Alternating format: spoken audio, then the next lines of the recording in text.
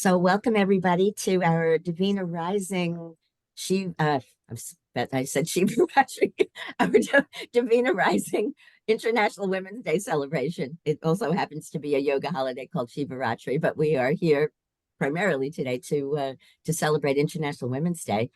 And I thought it would be good to just take a moment, if anybody would like to join me on coming together in breath, so that we can actually, the word conspire means to breathe together.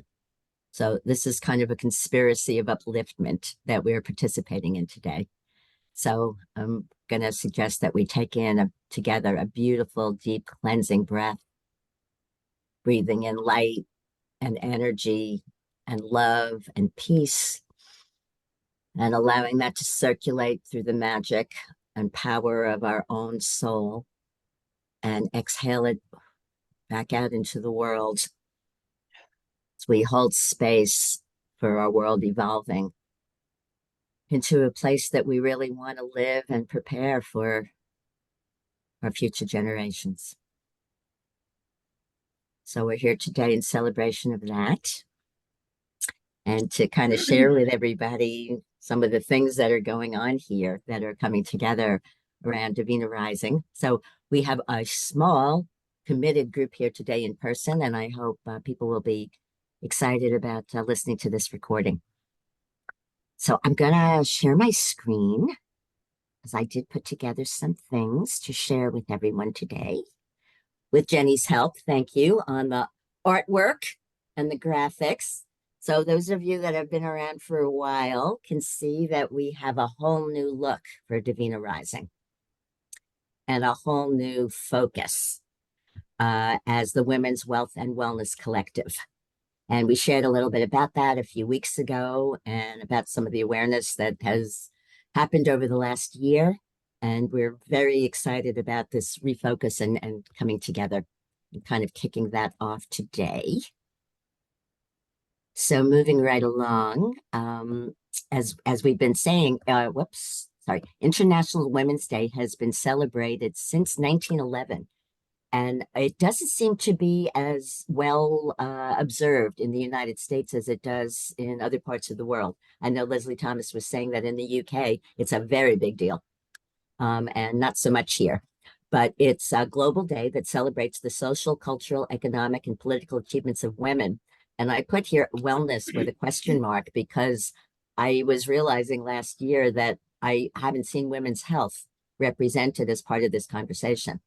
And I think it's a pretty important one, especially these days when women's, health rights are under so much attack. And of course, we in this community have a very specific perspective about women's wellness that we're going to be delving into much more. And International Women's Day also provides a call to action in many ways. And I do have a bit of a one to propose at the end here. And we are not selling anything today. This is really a celebration, but it's also an invitation for a deeper level of engagement for those of us that are already here, that we are actually working on perfecting for all of you. So going to remember this day for a long time. And as we've been saying, as again, those of you who have been around for a while know, when I had the inspiration to launch Divina Rising, it was actually 3 years ago. And it was a different conception than I have now. But it did come from wanting to be holding space for the rising of the divine feminine in our world. And, we often talk about what's our big why.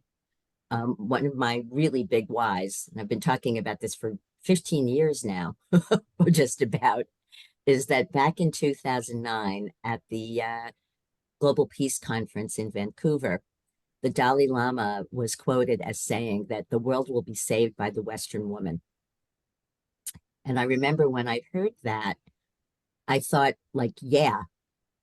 I thought, well, we don't necessarily need to limit ourselves to Western women.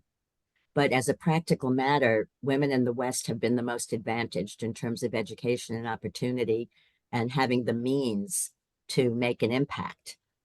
And to me, this has never been about, women taking over the world.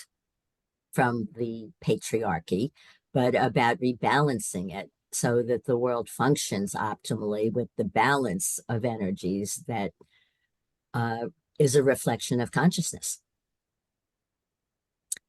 And our refocus on the Women's Wealth and Wellness Collective, I was saying to Sherry the other day, I remember a year and a half ago when we were launching Divina Rising initially and coming up with a tagline, we never really did. Because I think we were not yet including the wealth component, which I'm now realizing is really, really key. And we're going to be saying more about that and delving into that much more. And really, as a community, we're going to be cultivating a wealth consciousness that can make everything else possible. So again, I have a lot more to say about this. And by the way, I love this image. Jenny derived that for us, I think with a little AI help. But one of the things I really like about it is it's definitely very feminine. And you can see that the feminine energy is like oozing and expanding out. And it is also framed in a way that is contained and focused by energy that I would consider to be more male. So I think that really captured, the wildness of female energy that is also bounded because we have a renewed focus here of also being real and realistic and, vibing with 3D reality that we're in. And Sherry is one of the ones that's powerfully holding space for us for that, because that has not been one of my superpowers. And, we are all recognizing that success, involves everything. And, good ideas and vision are not enough to actually bring things into being. And we're serious enough that we're going to go the distance with all of this. So I think that image for me really captures a lot. And I am humbly, being appreciative of some of the technology that's expediting some of the things that we're doing these days. I'm not exactly an early adopter about things like this. So I wanted to just elaborate a little bit more about the wealth and wellness conversation that we are entering into. And those of you that know me know that I came from the finance world in terms of my background. And my education, I actually have an undergraduate degree in economics. I think it's very amusing these days that I spent my undergraduate years studying the laws of scarcity that I no longer believe in. And I have an MBA in finance from NYU, like gold standard of understanding about finance. So I'm qualified to say that it's all crap. And I was a vice president of a bank in New York City for many years. And I sort of quoted myself a little bit further on. I left that career very deliberately 36 years ago with the naive but impassioned commitment that I don't want to live in a world where people are prospering by screwing people. That if I can't live in a world where we're prospering by serving others, then I just don't want to be part of any of this. And I'm going to say I succeeded very much in fulfilling on that. That the world of money and finance that I would say I know pretty well is it's at least as corrupt as everything we know about the health field. And again, over time, we'll be exploring more of that. But one of the things that became really clear to me over the last year is that in our world, we prioritize wealth over wellness.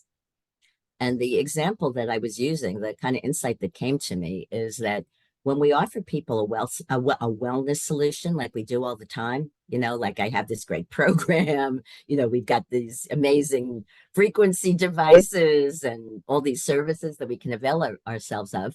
Everybody's first question is, how much does it cost? But if we offer somebody a wealth solution, a business opportunity or something like that, nobody ever asks, well, gee, how much is this going to cost me in terms of stress or time away from my family or work-life balance?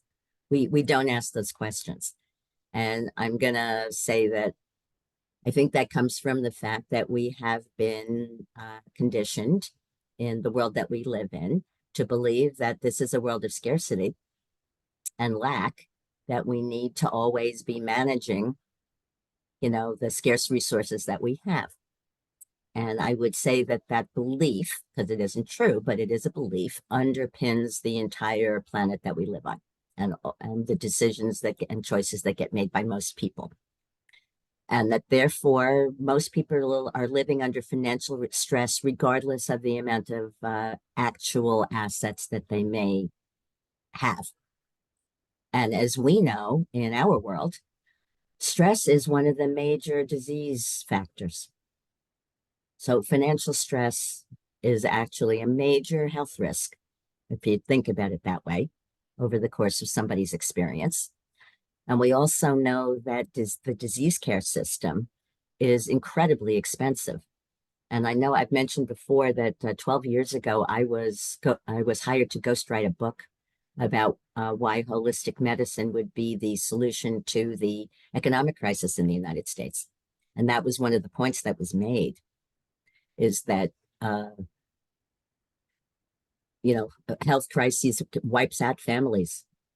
Many bankruptcies are not about financial irresponsibility. They're about health crises that families have just been unable to deal with. And we know that prevention costs a fraction of disease care. And I actually coined last year the phrase, the ROI of wellness. In the investment world, ROI means return on investment.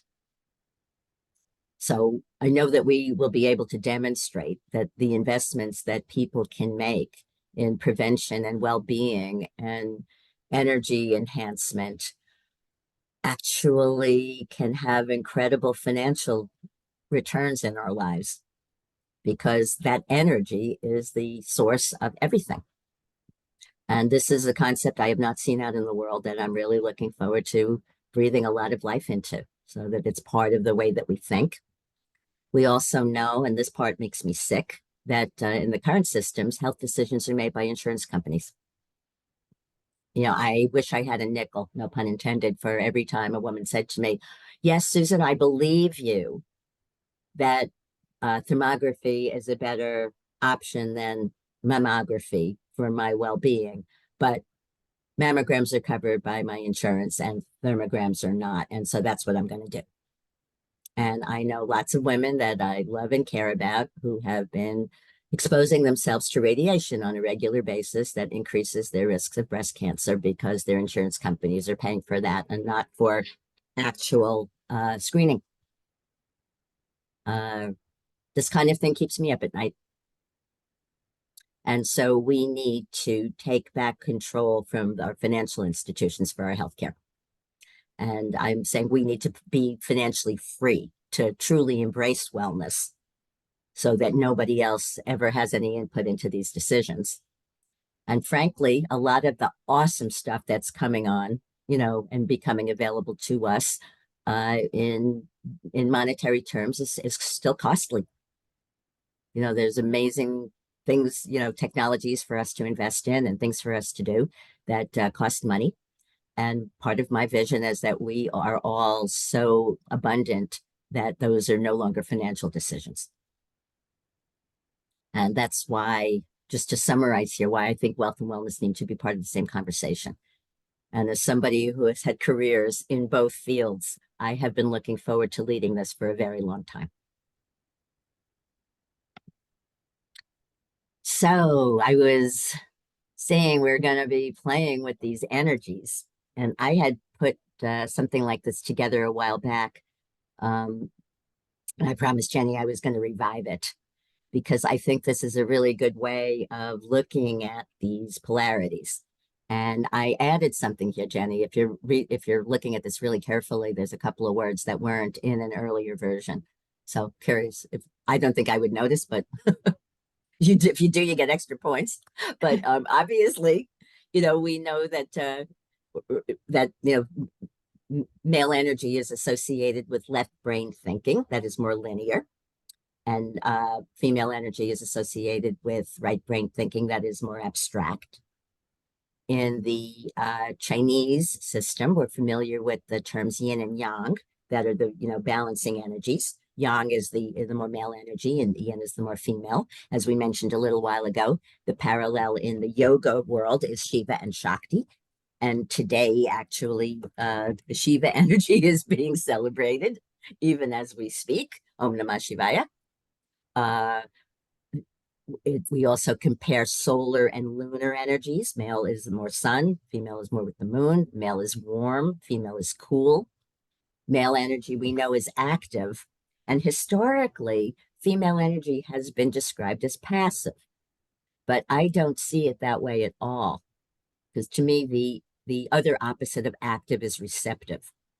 And receptive energy can be super powerful in a way that I don't think passive energy is, because our ability to attract things vibrationally is one of the hacks, I think, about where we're going and how life can be way, way easier, is by aligning with the energies the way they already unfold.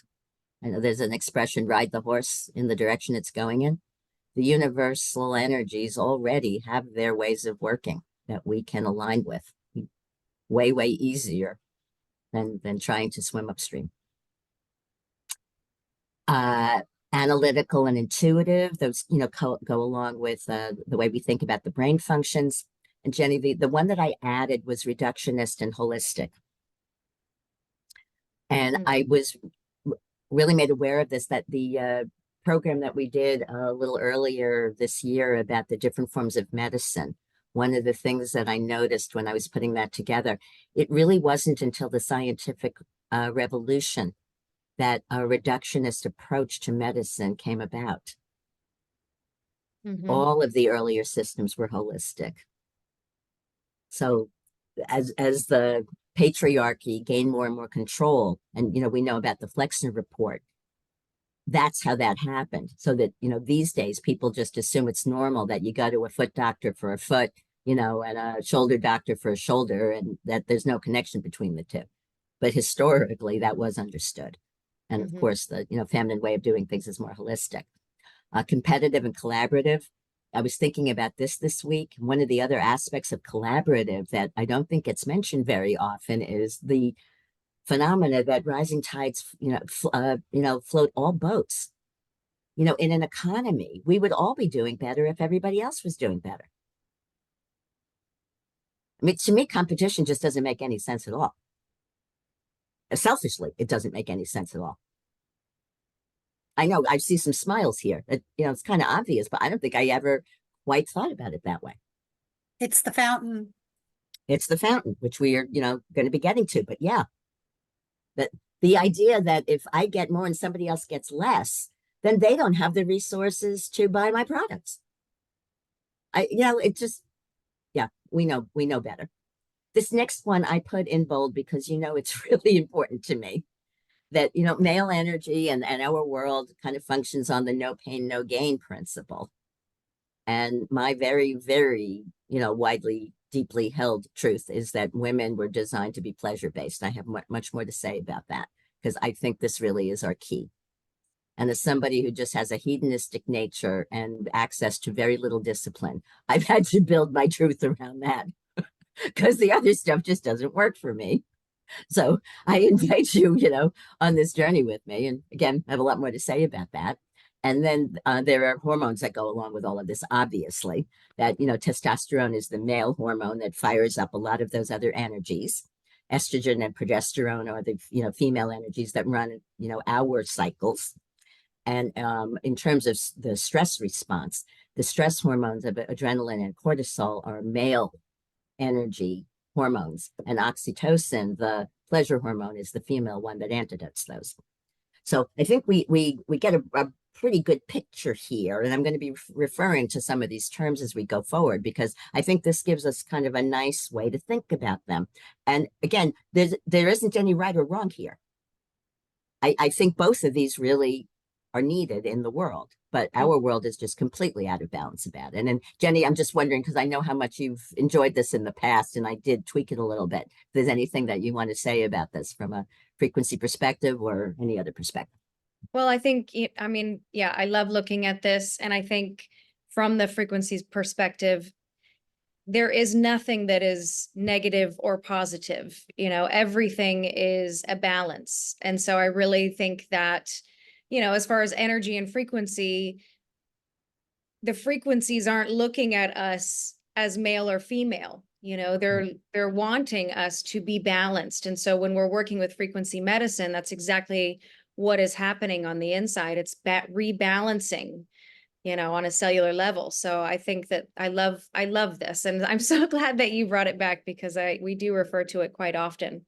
Okay. And we will. And I think the Yeah. reductionist holistic point was an important one that was missing from an Mhm. earlier version, because it does inform the way our wellness modalities have evolved. And we do look at it, and we're sitting here on International Women's Day, and so it is easy to look at the male polarities, especially when we talk about things in the health and wellness world in a negative way, but it has been used in a negative way, right? And so it is time for that, the rising of the divine, to rebalance that and to make it understood that this is not negative, that it Right. can be used, and it is, it's really comes back to using our superpowers. Yep. And Jenny, even, I'm glad you said that, because even the no pain, no gain one, which I guess I referred to in a way that was a little bit disparaging, that's really valuable too. I was telling you that for the past 5 or 6 months, I've gone back to the gym. Hmm. And, I'm not a gym rat, I'm a woman, I'm not looking to bulk up, but I've been lifting weights for 6 months. And there is a degree of what I call muscular awareness, that accompanies that experience, but it's completely reshaped my body in a way that I'm delighted about. That, this is an example of, in a balanced way, no pain, no gain makes sense. Hmm. I haven't pushed myself to the point of injury or even too much discomfort, but I realize there's a degree of muscular awareness that accompanies growth. Sherry's been going through some challenging stuff lately. We triumph over these things. Our higher self set up these challenges. We're supposed to develop these muscles. Yeah, So absolutely. again, not negative, but if we're living that way exclusively, it's a life of struggle that isn't balanced. So again, we're coming back to balance, and again, we'll be referring to this a lot. So starting with the wellness question, because that's where Divina Rising started. Some of the words that I pulled out for this one are holistic, intuitive, and pleasure based. And I'm not going to spend a lot of time on this today because we've talked about this many, many times, and we're going to be delving into this much more deeply in our session on the 15th. But I did want to make a point today about the pleasure based thing, because some of you know, last year I was invited to go to Paris for International Women's Day to present at an International Women's Day conference. And um, they had a list of topics, and there was nothing about wellness at all. Where I made the point earlier, I don't think that's been included in this conversation. So I applied to be a speaker, and they gave me a format to submit an abstract for my talk. So I've actually reproduced this here because I didn't actually end up going for pretty good reasons, but this is what I was my abstract was accepted. They were wanting to have me, and this is what I was planning to present in Paris last year on International Women's Day. The topic was the importance of cultivating pleasure and the oxytocin hormone for women's balance, productivity, and leadership. And I was saying the premise is that no pain, no gain ethos does not work for women whose endocrine systems are wired to thrive under conditions of pleasure rather than pressure. And I was just talking about, the work I've done over the years where we've seen this again and again, that women connecting and developing the pleasure principle and the oxytocin hormone has been the thing in my experience that has allowed postmenopausal women to jumpstart their hormones again. And then some of you have participated in those programs with me where I've gotten into that in much more detail. But I know from my personal and professional experience that pleasure has been the solution for women's postmenopausal hormone issues, and natural restoral is possible under conditions of pleasure. So I feel pretty strongly about this. And the conclusion that I said here that I'll just read is that women leaders can best succeed and thrive by embracing their physiology, which is designed to function optimally over the lifespan through balance and homeostasis, rather than sacrificing well-being for short-term accomplishments and adrenal burnout. So that's what I had planned to share with the world on International Women's Day last year. And I thought it belonged as part of this conversation today. Because I think this pleasure principle has implications for leadership here, and not just our well-being and our hormone balance. Mm-hmm. So I wanted to include that a little bit in today's conversation, and I have much more to say about that. So that's kind of the wellness topic that we're going to be delving into much more week from Monday. And the wealth conversation is a little bit newer for us to be delving into. We haven't completely beaten this one to death yet. Like we have the wellness part. But some of the words that I was pulling out of those polarities that relate to me here are receptive, as I mentioned. We have, the ability to powerfully attract things rather than have to hustle for them.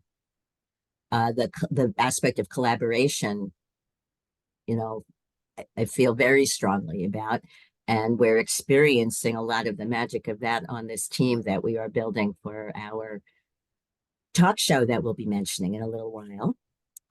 The pleasure-based thing, I have a lot to say about, and we're going to kind of go in that direction in a moment, because I know I've shared with this group the Having book and the philosophy of that amazing Korean lady, because we're going to be embracing that in this community. I feel that I have finally discovered a pleasure-based approach to aligning with wealth that actually parallels what we understand about our wellness conversation and the truth of how we actually dance with life. So to me, women's wealth also has a quality of being more nurturing. We seek to create resources to take care of others, our children, obviously, but women are much more community-based. And I'm mentioning something here, kiva.org, that to me really exemplifies this. So if there's anybody listening that's not familiar with this organization, I really invite you to Google it. Kiva is an organization that provides microloans all over the world so that people like us can make loans in amounts as small as $25 for projects around the world, many of which are being sought to fund by women. This organization's been around for decades. The loan repayment rate is in the high 90s. And what they see is that a woman, will borrow money to buy a goat, and she'll make enough money from selling the milk for that goat to buy a second goat, and she'll create a whole economy around that. That what women do when they get their hands on resources is build economies in their communities. Like the economic development in the world is happening through women. This is where the resources really are being magnified. And this organization is a really good one. It's probably one that we will take on, as one of our organizations that we want to support, because we are very much going to be a social enterprise organization that everything we do is going to have overflow. So I want to say a bit more about the Having and this pleasure. Oh, I also I've been giving a lot of thought to this expression that I've been talking about conscious wealth, because I've been saying that making money is very different from creating conscious wealth. Money is currency, and we're going to, again, dive much more deeply into this. because I'm going to say that these days money doesn't even really exist. We have a lot of computer transactions that are keeping track of assets that we presumably have that are not backed these days by anything. People really don't understand the level that we've been manipulated. And I'm offering conscious wealth creation as an antidote to that philosophy of what it's like to really be creating value in the world. So I'm suggesting that conscious wealth is aligned with the universe, because you know what that the phenomena is of what we call luck. I'm going to be talking about that some more, because the lady who wrote the Having book said that, you know, luck is actually a science. It's not random. There are frequencies and energies that we align with that very much invite those in, and we can learn them. This isn't random. I feel like I finally found the keys to the kingdom here. So wealth to me is very much aligned with the universe. That's where the things happen that you couldn't have struggled for. I would say that wealth to me also reflects real value and values. And I was using the example recently about real value, that people make money on Wall Street. I worked on Wall Street, so I know what that's like. And they make money by, you know, managing other people's assets and charging, you know, transaction fees. People who work on Wall Street tend to make a lot of money, but they don't actually create anything in the world. Unlike, you know, a school teacher or a nurse who actually is providing a valuable service and tends not to make nearly as much money. So I think there's something completely out of whack in our world, you know, that stockbrokers are thriving and teachers are not. I would also say that wealth is an inner state, because I know a lot of people with a lot of money who are more afraid about losing it than anything else. And they are living in more of a state of impoverishment, I think, than I am. Even though at the moment I don't have the same level of outer assets, I feel, you know, the universal connection that is the source of true wealth. That I think when people have money without that, they're still not in an abundant state. One of the other things here that to me is really important is transcending the lie of lack. This is not a world of scarce resources. It's not. And Sherry mentioned earlier about the fountain versus the pie. This was something else that we came up with last year, I think, as a group, that, you know, the world that we've been introduced to was like a pie to be divided up, where there's just certain amount of stuff. So if, you know, I got more, you got less, and vice versa. And we're recognizing it's not like that at all. The quantum universe is, it works as a toroidal structure. It's self-generating and self-perpetuating. And to, as I said earlier, because this was a personal peeve of mine, to me, true wealth is created through serving and not screwing other people. And I had a conviction that I'm going to say, for better or worse, I stuck to, that I was not going to be willing to prosper until I figured this out. So I'm really glad I figured it out, because it's time to prosper. And this image, just in case anybody's curious and unfamiliar, this is called a yantra. A yantra is a physical representation of a mantra. So it's an image that has a lot of vibrational power. And this particular yantra is a Lakshmi yantra. So Lakshmi is one of the female goddesses in the yogic pantheon, and she's the one that represents beauty and abundance. So this is my favorite Lakshmi yantra, and I thought it would be a pretty thing to share here. And also, this image carries the frequencies of abundance. So there are so many ways, Jenny, as you know, that we can align with higher frequencies. This is just like another one that I think people often don't think about. But I have, and actually I'm going to adopt this practice again, I printed this out and put these little things all over the place. I've had these yantras in my wallet and all kinds of places, and it's just really been delightful for me to see them. It's a good reminder. Like it's a good anchor for the energies as well as embodying them directly. So Mm. that's my. Beautiful. Did you want to comment about that again Yeah, from a frequency? before you move on from this page, there's a couple of things created through serving, not screwing other people. And I think, this page in particular and why this is so important to bring to women and why it's so important, women's wealth and wellness, is because we have been, yeah, everyone's been taught this scarcity, right? These laws of scarcity. But I think even more so as women, we have been so trained in this aspect that we have from before our feet even hit the floor in the morning.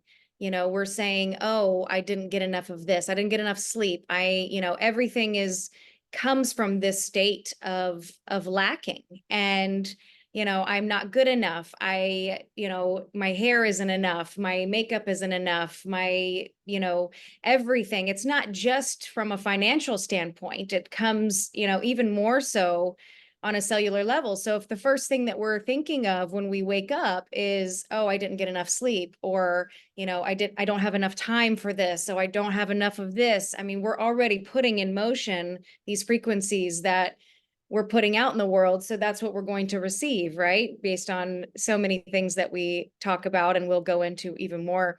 Yep. But created through serving and not screwing other people. And you You hear haven't this heard me so say this often. before, I don't think. Yeah, and I think it's so important for women because, especially now that I'm raising a daughter, I see the importance of community with women. And we have been pitted against each other for so long through this lie of lack and through advertising and manipulation, that we are in competition with each other.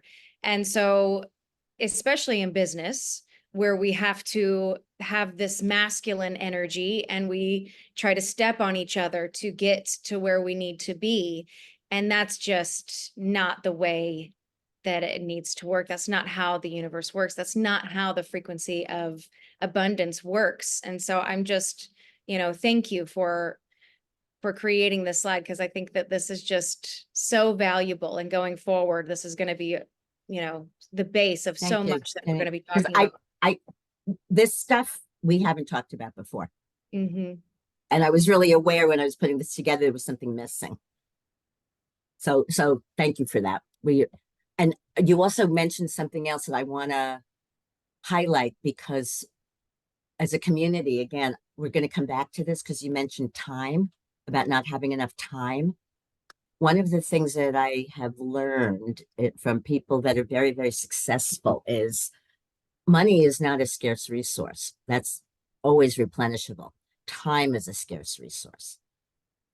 Time is kind of a finite resource. That's the one that we really get to have some breakthroughs with on every level. So I think there are going to be ways to play with that. And specifically in the Having book, they talk about aligning with energies so that all of our efforts are magnified and we can accomplish much more in the same amount of time. So the time component is a really important one. And what you just said, all of our truths are self-fulfilling. So the belief that there's never enough time has been pretty universal. The truth is we live in the now moment that goes on forever. Right. And time is a construct. vibrationally, Yeah. vibrationally, you and I really want us to explore how to align on a frequency level with this notion of infinite time, because I'm sensing that that's going to be one of our paths to freedom. Right. And gratitude, just living in that presence with gratitude. Yep, that word was missing here. Thank you. It creates time. You're Yep. creating time when you're Yep. living in that present state of gratitude. Yep. So we're going to come back to this again and again. This is a little bit new. Sherry, did you want to say something? I did want to just share one thing as you were talking about, giving and then the thing that I kept hearing is we've been taught to and trained to deplete ourselves, to keep giving, take care of this, do this, that, and then we're empty and we have nothing to even give or support ourselves. And then the outside world is like, oh, they're not enough. They're not good enough. They can't. So that, it's we end up in this state of low vibration, completely out of balance, and it just feeds into um paradigm of where we really do need to be, which is complete balance. And I love with the fountain. I believe in that, and ever since that came up, been living that way. Anyway, in serving others. So yeah. But we're really onto something here, and we're going to go forward with this like big time. So thank you. So I went back to the Having book because I wanted to say a little bit more about this. And what we were just talking about above, even knowing these things consciously, we need to form new neural pathways of a way of being that transcends where we've been. Because I don't think that just knowing this stuff is enough to be able to live in a more evolved way. So, what I'll be saying a little later, and again, we're not pitching anything today. This is an invitation to those of us that are already part of this community to be participating much more fully, because we are going to be participating much more fully in this conversation. And this book is available on Amazon. There's a website where if anybody's interested in checking this out, you can download for free a few chapters, either written or Audible, to check it out. I've read it a couple of times and I'm going to go back for more. And one of the basic premises about the having is it's about having versus not having, coming from a frequency of having all the time. And it starts with really small things. And in the book, they talk about, just going out for coffee and reveling in the fact that we can afford to have this experience. Because most of us are walking around many people in a thinking of I can't afford. And that just brings more of I can't afford. And actually, the woman who wrote the book, who interviewed the woman whose philosophy this is, she shared very candidly, and she had a really good job, but was living under constant financial stress. And that was one of the things that she shared at the end that was the biggest transformation, was in her well-being and her ability to sleep at night, and therefore think more clearly and make better decisions and have this breakthrough around realizing there's plenty of time. So it's kind of tuning into what we all already have. And of course, it's much more sophisticated than that. And to us, looking at it from our filters, it really is all about frequency, because it's developing a frequency of having that attracts more frequency, which say more about. And to me, this is women's wisdom. And I think it was either Sherry or Jenny that was reminding me the other day, this book is very data driven. And this woman advises men all over the world, male business leaders, about their businesses. So it's not fluffy at all. And she's very, very well respected in a man's world, but she's also very plugged in intuitively. To me, this wisdom is very profound. I had not come across it before. And I put in quotes because I'm quoting her, that this philosophy she describes as the science of good luck. There's a science to cultivating these vibrations and this frequency that I am saying we need to take on as a practice, as an active practice, as a community, because otherwise I think we just get sucked back into the morphic field that we've come from and the fear, of the world that we live in. So I think we have just an amazing opportunity to decide, again, we're going to live in our own little world where we cultivate this as our truth. So that's what we're offering here, just so you know. And I've quoted her here because I just thought this was so cool. The deciding factor in transforming your circumstances lies in your emotions, not just your thoughts. Generate wealth through your emotions. That's the essence of having. Women really have the opportunity to master the emotional realm. So again, I think this is really exciting for us. And on her website, she doesn't have, at least at this point that I can see, like a course, like a program to be doing and embodying these things on a weekly or monthly basis. So I see us developing something like that for our community.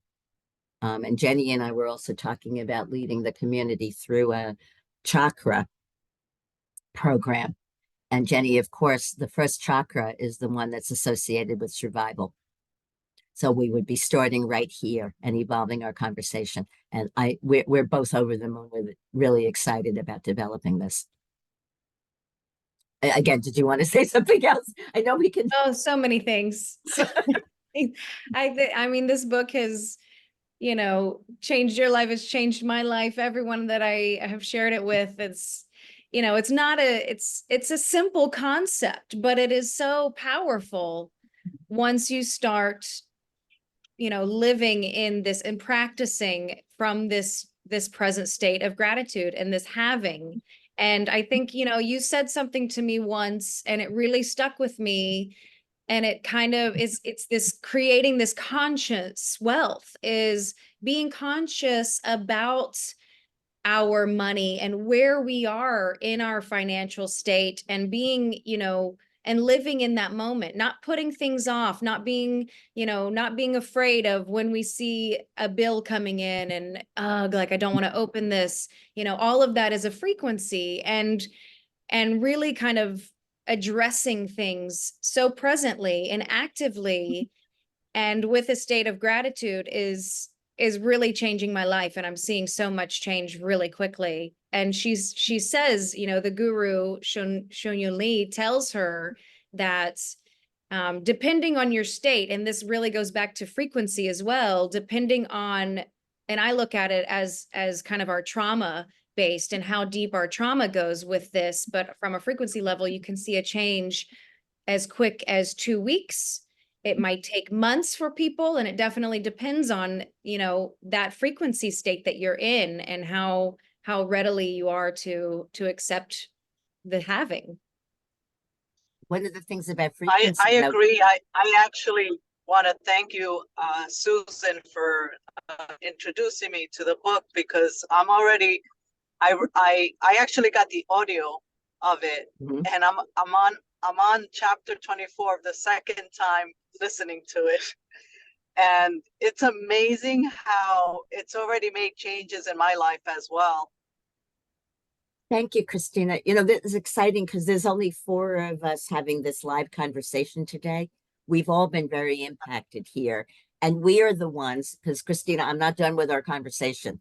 I'm really looking forward very shortly to having, something solid to invite you into, so that your superpowers can also be part of what we're doing here, because we really are this serious. So I'm glad to hear this, because I'm excited. going to I'm say that excited and I look forward to it. we're sourcing these opportunities together, and I'm getting Yes. chills when I say that. Okay, so I'm moving so on, excited. because today, unfortunately, there is a bit of a time constraint. So, and I did want to complete by a quarter after, so I'm going to keep going. But coming back, well, not coming back, but continuing. One of the truths that we've been exploring here, and Jenny holds that space, but we've all been exploring it. Everything really is frequency. We much more to say about that, but it really does come down to that. And we can master this for real. And one of the things I'm saying is that the law of attraction really does work. but it works on our actual frequency, not just on the thoughts that we're putting out. You know, as she said earlier, it's our emotions. It's all of our frequencies. I think a lot of people got disempowered by the law of attraction, frankly, because they were given a kind of a McDonald's version of this truth. It's not just the conscious thoughts and affirmations we put out, it's what's really true for us that I think, you know, we need to all get honest about.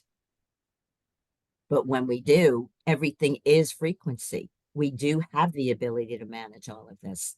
And there's a concept called sympathetic resonance that actually describes this, that we entrain with the energies that we're around, and we attract the energies that we are. So when we're in abundant state, we attract other abundance. And when we're serving others, we attract people who want to serve us. I mean, it's in some ways, it's really quite simple. You know, all we need to do is what we really want. When you kind of break it, you know, down to that. But I'm going to say again that because we live in a world that I think was designed to negate all of these truths so that we could be controlled, we need to actively cultivate these. These are not our default settings in the human system. And the morphic field that we are in does not at this time directly support this. So I say we need to actively cultivate that within our little world. And eventually, I believe it's going to create, you know, generate so much critical mass that we actually will impact the larger field. But what my truth is at this point is that it needs to be an active choice for us. And that choice and creating that possibility is going to be a tremendous amount of fun.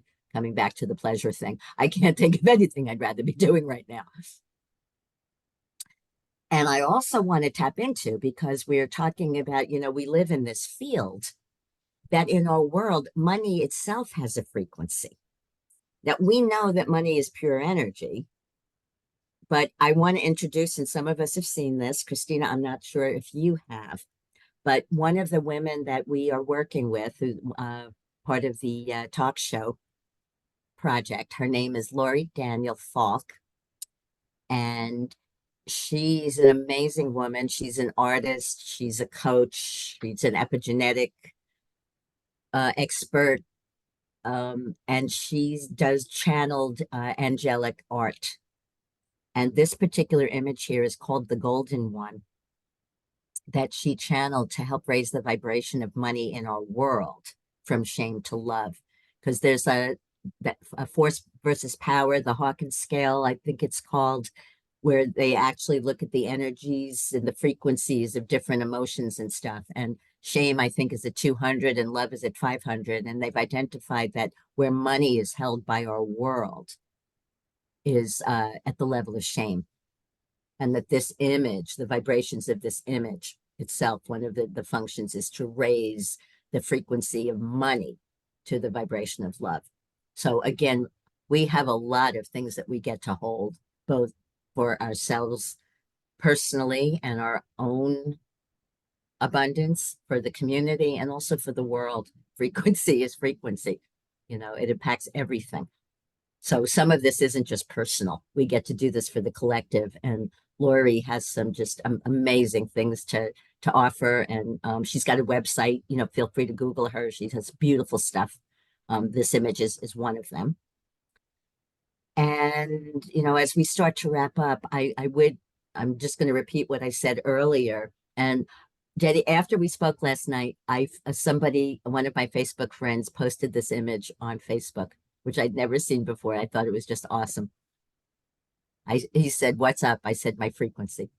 I thought that was just I found that last night and I grabbed it and I thought it was a perfect image for today. And what I want to say, kind of wrapping up, is that we get to be the change we want to see. We absolutely do. And I think it's very clear to us what we want to see and how to do it. We get to choose we get to choose to cultivate the frequencies of wellness and wealth as a practice, you know, as a lifestyle. and we get to participate in this community for the kind of ongoing support, education, and experiences. And Christina, this part, again, I look forward to speaking with you further. The decision that I made was to set up a brand new community on Mighty Networks for Divina Rising, because the old one was a mess. Okay. And actually, Mighty Networks completely revamped with AI. It is way better now. So I just Wow. set up a new community with the new branding. That's great. And I'm going to be inviting everybody in, but I want us to breathe life into it first, because we launched that original thing a year and a half ago. And then, we had the whole GWT experience, and I'm not willing to put out anything anymore that doesn't actually exist. So Right. I set up the platform, and I shared links with Jenny and Sherry for us to start, posting and breathing life into this. And I'll look forward to chatting with you, and we can see how we may want to proceed. Okay. Because I really do, and things are going to look really different. So the call to action for everybody that, may be listening to this is those of us that are already part of this community. I'm stepping up to actually breathe life into the things that we said we were going to do a year and a half ago. And I'm inviting everybody to join us, because this is going to happen now. And it actually is happening now. So that's kind of what I wanted to say here about the community. But we have one other thing to share with you, Christina, because you're the only one that hasn't seen it. We were going to ask for a little feedback today. I've mentioned that we're going to be launching a podcast as a talk show. And the name of it is Women's Wealth and Wellness Unleashed. And Jenny has been hard at work coming up with some logo images. And we wanted to get a little feedback today, so I picked one. And I'm not sure that the one that I picked is the most representative, but we just wanted to give, the rest of the ladies just a sense of where we were going, and maybe get a little bit of feedback. So this is the one that I picked. And she made some other changes to some others that I maybe should have picked, but I wanted just at least to show that to you, and get just some initial response about it. Yeah, so if anyone watching wants to send us some little notes, about your feedback, please do. Again, this is, looking at just different elements. We wanted to highlight the fact that we are coming with a podcast, but it is more of a panel discussion, and we're going to be talking, which is why I love the retro microphone look, but we're going to be talking about, all things having to do with women's wealth and wellness. Gold obviously has a very high frequency of any current currency. And then the rod of Asclepius. Did I say that right? Asclepius, I think. Asclepius. Thank you. Touching on wellness, and we'll definitely be going into the history and a lot about frequency medicine as well. Plus that looks a little bit like a dollar sign, so that was also kind of cool. And yeah. And the show, Christina, is going to be kind of formatted based on the view, that it'll be, the five of us talking about these things, and also bringing on guests to be, illuminating different aspects of things.